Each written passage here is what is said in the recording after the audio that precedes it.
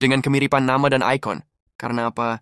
Karena di dalamnya masih ada ciri-ciri Nahdlatul Ulama, bintang 9 yang dia rampas di situ, di dalam lambang. Kemudian untayan tali yang berjumlah 99 untayan itu adalah simbol tersirat makna Asmaul Husna dan ciri khas Nahdlatul Ulama. Yang tidak sama itu hanya logo sandal. Jatma Aswaja Habib Lutfi. Qala Muhammadun huwa ibnu Maliki Ahmadu Rabbillah khaira maliki musalliyan ala nabiyil mustafa wa alihil mustakmilin syarafa. Dalam minggu terakhir ini gonjang-ganjing kemunculan Jam'iyah Ahli Thariqah Al-Mu'tabarah Ahlus Sunnah wal Jamaah Jatma Aswaja bentukan Habib Lutfi bin Yahya bersama Helmi Faisal Zaini pada Jumat 18 April 2025 makin ramai di media sosial. Pasca terlempar dari Jatman, Jam'iyah Ahli Thariqah Al-Mu'tabarah An-Nahdliyah yang disahkan PBNU, Habib Lutfi mendirikan ormas baru bernama Jatma Aswaja dengan Sekjen Helmi Faisal Zaini, mantan Sekjen PBNU. Apakah ini bentuk perlawanan terhadap PBNU?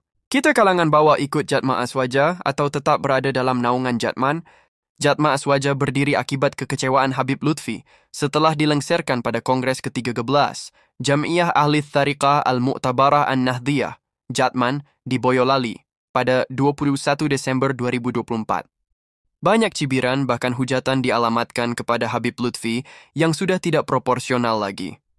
Para pengurus Jatman Pusat, Idarah Aliyah, menyayangkan sikap Habib Lutfi yang dianggap tidak legowo menerima hasil Kongres Boyolali. Yang menurut mereka Habib Lutfi seolah membenturkan pengamal tarekat yang sebagian pengurusnya adalah mantan pengurus Jatman di era kepemimpinannya. Dalam catatan kepemimpinan Habib Lutfi di Jatman, ia boleh dibilang menjadi pengurus terlama mengawal salah satu badan otonom NU, yaitu dimulai saat Muktamar Jatman ke-9 tahun 2000 di Pekalongan. Pada perhelatan 4 kali Muktamar pun, ketokohan Habib Lutfi nyaris tidak tergoyahkan dan tidak tergantikan. Namun siapa sangka kepemimpinannya harus berakhir di tahun 2023 atas pertimbangan kaderisasi yang diinginkan oleh pengurus Jatman yang lain. Sayangnya Habib Lutfi tidak menerima keinginan mayoritas kader Jatman dan lebih memilih melakukan perlawanan. Eskalasi konflik antara Habib Lutfi dan kader Jatman makin meruncing yang mengharuskan pengurus besar Nahdlatul Ulama, PBNU, turun tangan. Mediasi tidak membuahkan hasil di mana kubu Habib Lutfi bersikeras untuk tetap memimpin Jatman. Akhir cerita dari konflik, Habib Lutfi dengan lantang membuat organisasi Jatma Aswaja sebagai tandingan Jatman yang asli dibentuk oleh PBNU. Itu artinya bahwa PBNU hanya mengakui organisasi pengamal Thariqah yang di dalam struktur Banom Nahdlatul Ulama, yaitu Jatman. Keengganan Habib Lutfi untuk menyerahkan Jatman tidak terlepas dari ketokohan dan popularitasnya yang diakui atau tidak, sebenarnya merupakan berkah dari Jatman. Realitas tersebut boleh jadi karena begitu lamanya Habib Lutfi memimpin Jatman yaitu selama 23 tahun. Selama memimpin Jatman, Habib Lutfi lebih membawa Jatman ke arena politik dan menjalin harmonisasi dengan penguasa. Kegiatan Jatman Pusat selalu berkolaborasi dengan pihak pemerintah yang dikemas dalam isu-isu ekonomi global dan pertahanan geopolitik yang terkait dengan kekuasaan. Publik masih ingat hubungan kedekatan Habib Lutfi dengan penguasa saat ia ditunjuk menjadi anggota Dewan Pertimbangan Presiden One Team Press di era Presiden Jokowi dan pernah menjadi anggota tim kampanye calon Presiden Prabowo Subianto pada Pilpres 2024 lalu. Itu artinya bahwa Habib Lutfi memiliki double power sekaligus, yaitu kekuatan sebagai mursyid, guru tarekat di tengah warga NU, dan kekuatan politik di pusaran kekuasaan. Kehadiran Jatma Aswaja bentukan Habib Lutfi sebenarnya menjadi alat uji kemursyidannya di tengah para pengamal tarekat. Tentang idealisasi sosok mursyid, Syekh Muhammad bin Hasan Wadi Ar-Rifai dalam kitabnya Al-Qawaidul Mar'iyah fi Ushulith Thariqati Ar-Rifaiyah menyebutkan bahwa salah satu etika al-mursyid al-kamil, pembimbing spiritual sejati, adalah menghindarkan diri dari perlawanan, konflik, berbangga diri, sombong dan merasa lebih tinggi, at-tarafu, dari orang lain. Dalam kasus dibentuknya Jatma Aswaja, terlihat jelas bagaimana Habib Lutfi melakukan perlawanan terhadap PBNU.